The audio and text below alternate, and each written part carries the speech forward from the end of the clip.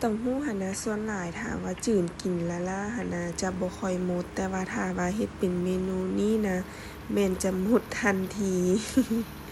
อันนี้แม่นมาเบิ่งขั้นตอนเลยเนาะเฮาก็ใส่หมักลิ้นลงไปหลังจากนั้นเฮาก็คั่วซีนให้มันหอมไปกับหมักลิ้นแล้วเฮาก็มาปรุงเนาะปรุงก็จะมีคะน้อน้ำปลาแล้วก็น้ำตาลนิดนึงแล้วก็พริกไทยแต่ว่าไผแบบอยากหมักแบบรสชาติแนวใดก็ตามใจตัวเองเนาะ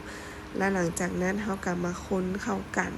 แล้วเฮาก็มาใส่ซอสหมักลิ้นอีกเทื่อนึงเพื่อให้มันได้สีสันถ้ากรณีเฮาอยากให้มันสุกไว้หันนะแล้วฟ้าวกินแม่นเฮาใส่น้ำลงไปน้อยนึงแล้วก็เฮ็ดไฟอยู่ที่อ่อนหากลางเพื่อให้มันมีความสุกไว้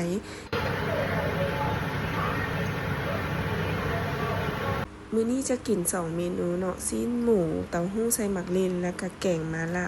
แกงมะระนี่กับมื้อก่อนนี่เนาะเฮ็ดมะระออกมาเหลือหลายเฮาก็สามารถเอาไว้ในตู้ได้1คืนสำหรับตัวมะระยัดใส่ซีนเนาะแม่นเฮาต้องปรุงซีนให้มันมีความเค็มนิดๆเพื่อให้มันไว้ได้1คืนถ้าว่าเฮาบ่ปรุงแต่งหยังเลยแล้วเฮาปาไว้ในตู้เย็นธรรมดาหั่นนะมันจะเฮ็ดให้ซีนหั่นมีกลิ่น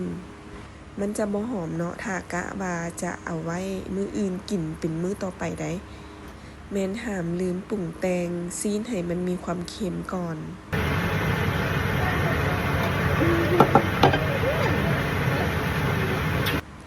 ลูกก็ว่าอยากเข้าห้องน้ำเนาะอยากไปอีปิว่าซั่นอาหารของเฮาก็ถือว่าแล้วเนาะการเฮ็ดอาหารอันใดอันหนึ่งหั้นนะมันก็ขึ้นกับตัวเฮาเองได้มันจะบ่ได้มีสูตรตายตัว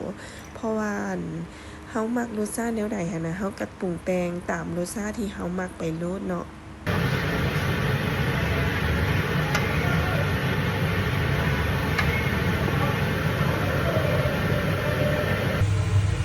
50 milliseconds. I see. It will look way more. It turns out that